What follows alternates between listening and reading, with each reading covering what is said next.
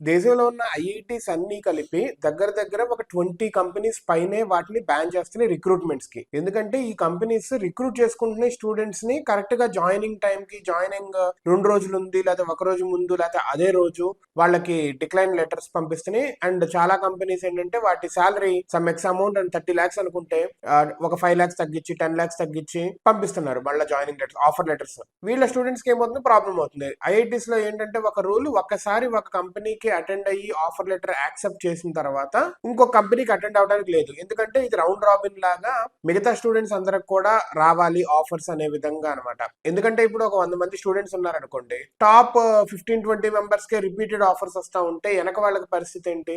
అందుకని చెప్పి ఈ రూల్స్ ఉంటాయి. క్యాంపస్ ప్లేస్మెంట్స్ లో చాలా కాలేజెస్ లో ఇలాగే ఉంటాయి అనమాట. సో వీళ్ళకి ప్రాబ్లం అవుతుంది, అరే వచ్చింది జాబ్ అని చెప్పి మిగతా వాటికి అటెండ్ అవ్వకుండా ఇలా ఉంటారు.